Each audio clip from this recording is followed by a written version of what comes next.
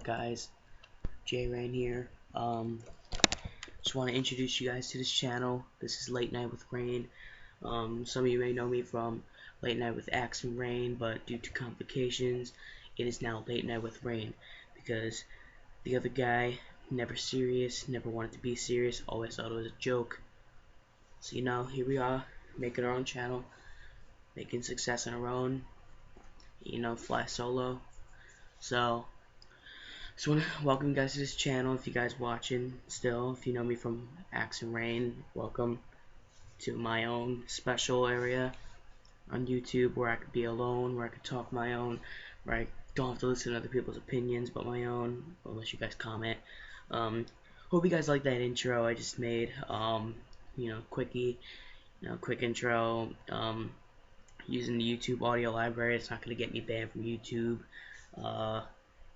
Just basic countdown. I thought I liked it. Sorry I'm gonna be fucking around my hair a lot. I have a lot of hair. If you want to see that, I do not need a haircut. Not getting a haircut, but we're not here to talk about my hair. We're here to talk about wrestling, because I'm a big wrestling fan. I'm sure if you're listening, you're a big wrestling fan yourself. Big fan of wrestling for 7 years, almost 8 years.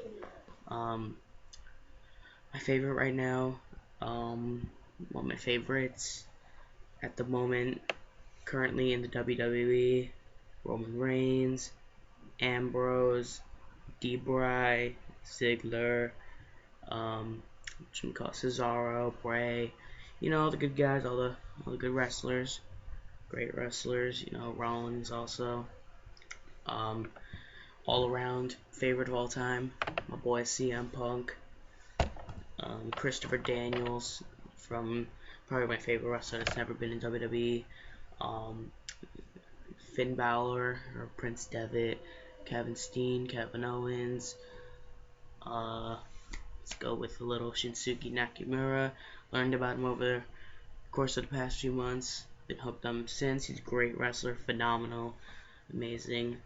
But yeah, so those are some of my guys. Let me know who your favorite wrestlers are. Love to hear all the comments. And if you see my other videos on my other channel, Rain, or it used to be Rain Live, this is not usually my background. I'm usually facing this way, but over there, I'm not gonna put my camera over there because it's too much work for me. I have a big light, so shining over here so it gets more lighting, and I hear quality is better and it helps the sound better. So I'm gonna try my best to make these sound very good. I'm trying to make my best. I'm trying to do my best to make sure this video is as good for you guys as possible. I want this to be great.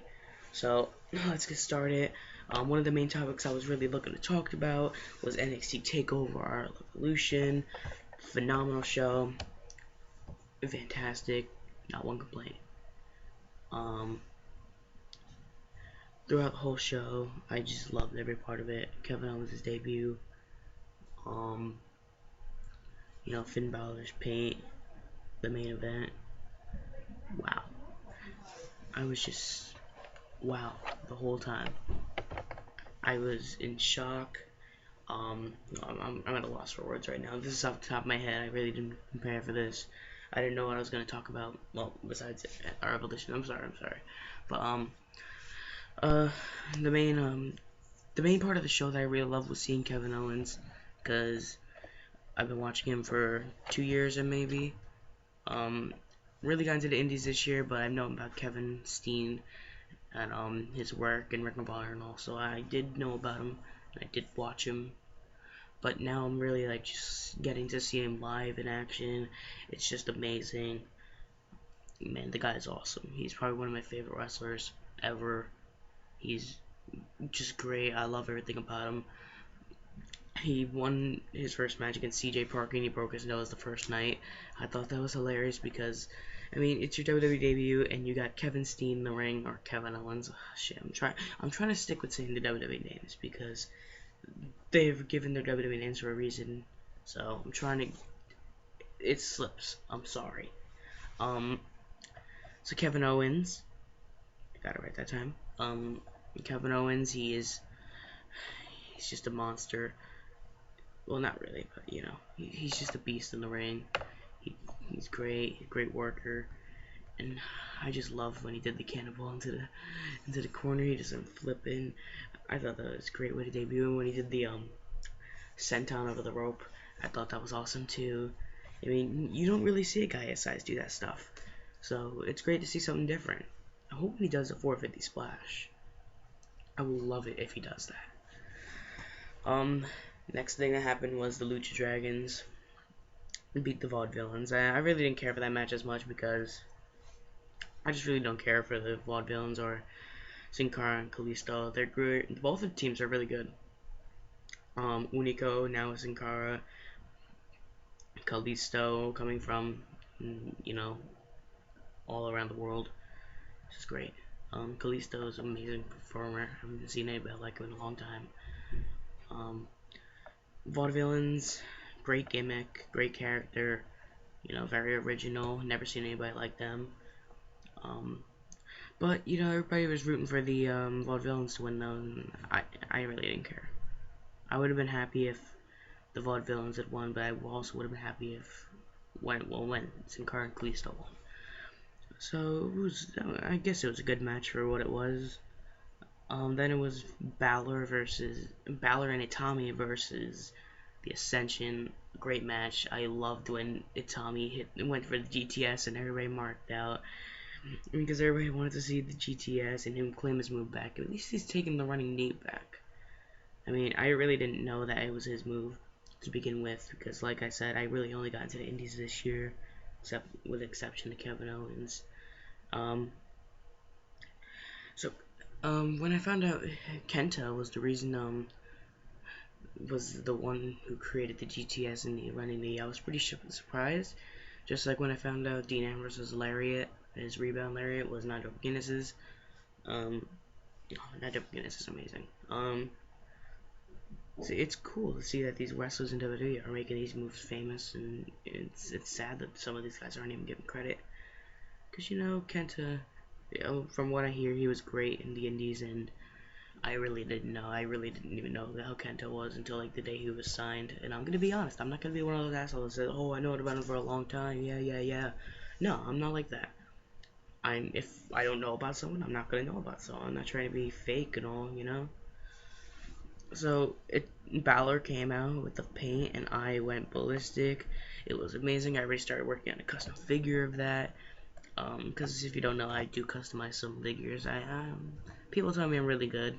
Yeah, I still got work to do. But yeah, Balor came out in that paint, and I was like, yes, I have to do this figure. And it was great looking paint. It really looked different. It was something unique, something no really superstars really done before, if you count Jeff Hardy. But you know, Jeff Hardy doesn't go to the extra mile and does the body paint with it. He just does the face paint.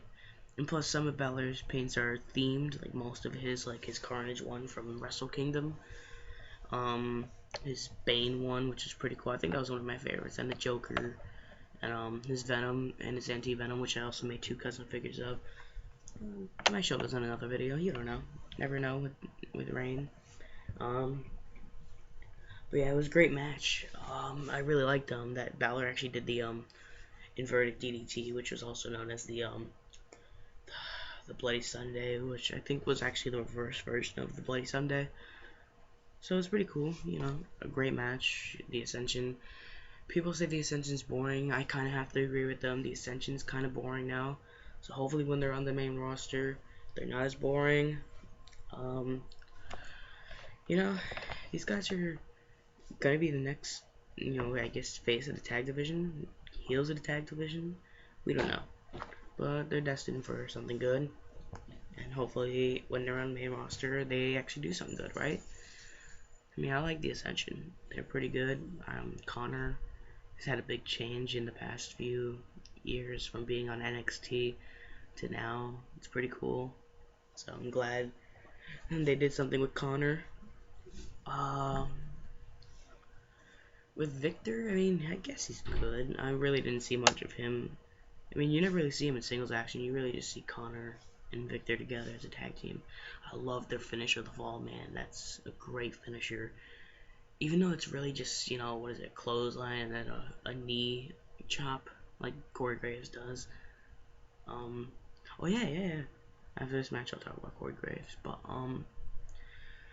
so it's pretty. I like their finisher, and we almost saw it to Tommy, was it? Yeah, it was almost to a. I don't know, but it was to one of the either Tommy or Balor, and I liked it. I really did like it.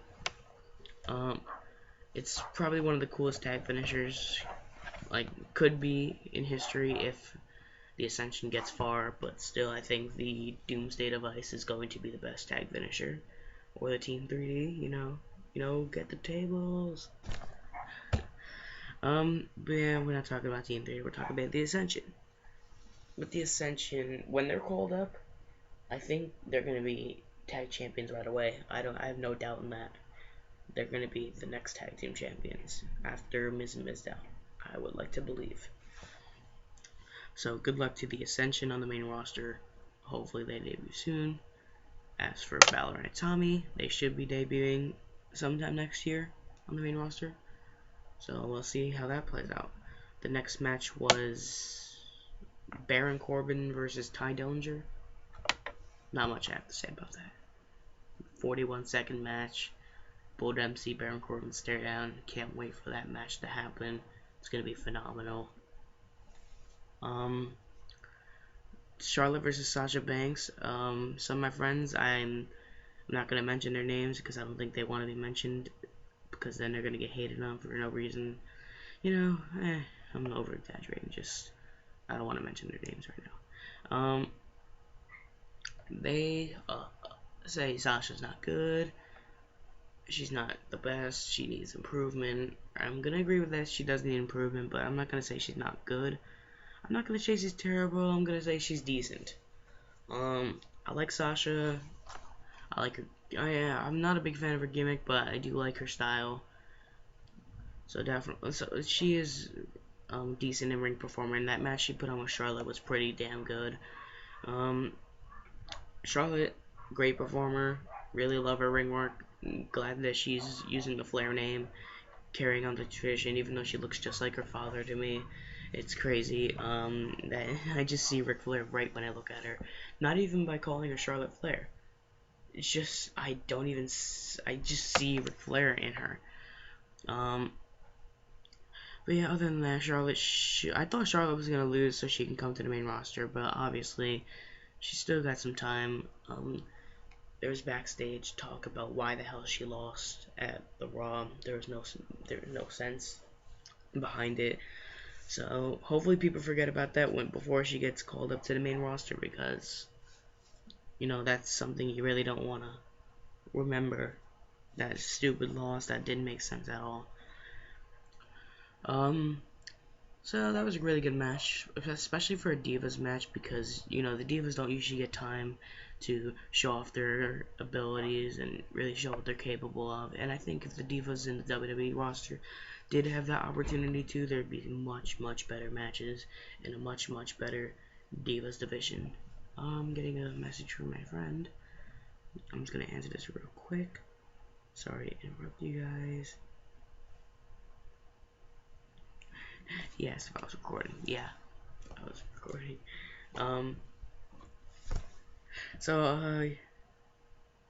Really stoned. Alright, the main event, Sami Zayn versus Adrian Neville. Amazing. Loved every second of it. That super kick Neville did to Sami after the ref was knocked out was fucking crazy. Oh my god, you heard that connection. It was just like, bam. And you were like, holy shit. I thought he made real contact. But either that or Sami's just amazing at selling. Great match. 10 out of 10 match. There was no complaints about it. Sami Zayn's last haluva kick, the winning haluva kick was amazing. He just ran at him, did the haluva kick, and pinned him, and that was it. Everybody came out. Solomon Crow was out there. I didn't really know about Solomon Crow till later this year, but it's still cool to see him there, just because he's a new member that could be called up to the actual NXT now instead of live events. It was pretty freaking awesome just to see Sammy's celebration, just to see Kevin Owens come out with the broken nose. Still, I mean, yeah, no, why am I saying with the broken? With his nose stitched up, and he's still got that scar now. He broke his nose. At least nobody can say they broke their nose in a WWE debut except for Kevin Owens now. So it was pretty cool to see him out there. Pretty cool to see the roster out there. Pretty cool to see Tyler Breeze out there, knowing Tyler Breeze is my favorite on NXT besides Owens and Balor. It was really cool. It was a really surreal moment for Sammy. That awesome sign of respect from Neville. Extended his hand, he kicked it, hugged him. Great sign of respect right there.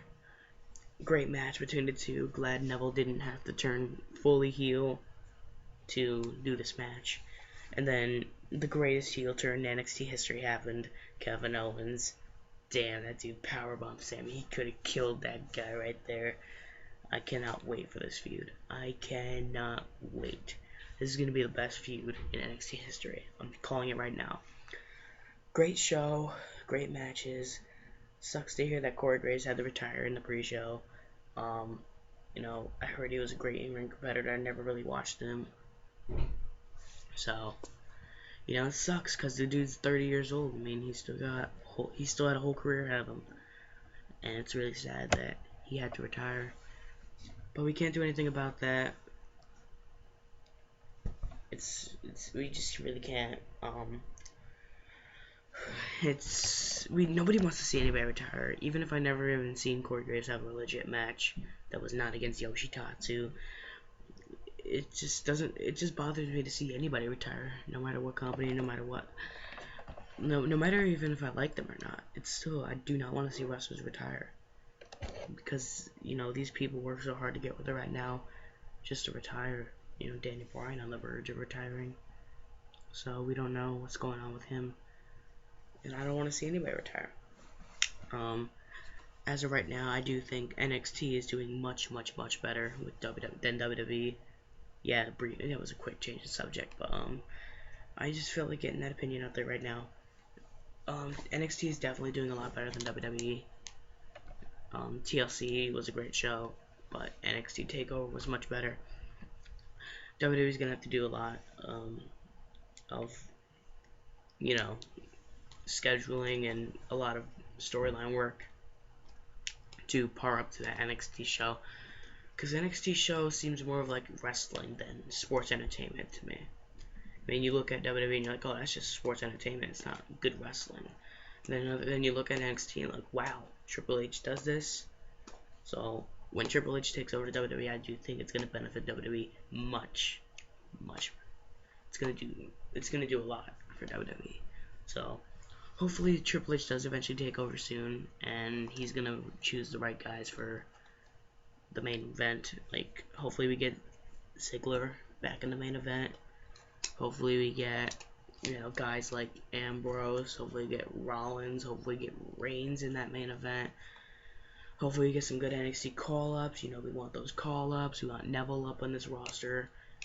We want Sami Zayn up on this roster. Maybe we can get some new signings, like maybe some Adam Cole. Maybe, let's see, who else could WWE sign? Maybe we can get some Ring of Honor guys. Maybe get some NJPW guys. Maybe we can get some PWG. Maybe we can go to Chikara, get some of those guys. Just try to get as many people as you can signed with WWE, and then maybe we can get the Young Bucks. But actually, the Young Bucks, I heard they refused to try out with WWE. That sucks, but we can't help it. It's their choice. So hopefully we do get Triple H owning the WWE eventually, and maybe William Regal helping out owning WWE, because it's gonna benefit. It's really gonna benefit, especially with Triple H and William Regal. William Regal is fucking awesome. I think William Regal will make a perfect owner of WWE, because William Regal knows how to wrestle. William Regal is probably like one of the best British wrestlers in the world ever to live. So I think that's it for this episode. I'm glad you guys got to listen to me speak about what I feel about NXT and WWE, and which company I think is better, which company I think is working more. I mean, definitely NXT is the harder working company, because those guys want to be called up, and it's their job to It's their job to give us new talent. It's their job to produce the next generation of WWE, and I think they are going to do it. So thank you guys for watching, and if you watched the intro to this video, you know what to do. Hit that subscribe button, comment, like this video, don't like this video, thumbs down this video, I don't really care what you do. Just help me out here, subscribe to my channel, share this with your friends, share this with your aunts, share this with your uncles, share it with your moms, share it with your dads. I don't care. Just make sure you get my channel out there, because I'm going to be producing more videos for you guys and you guys only. Thank you guys for watching. Keep watching. Peace.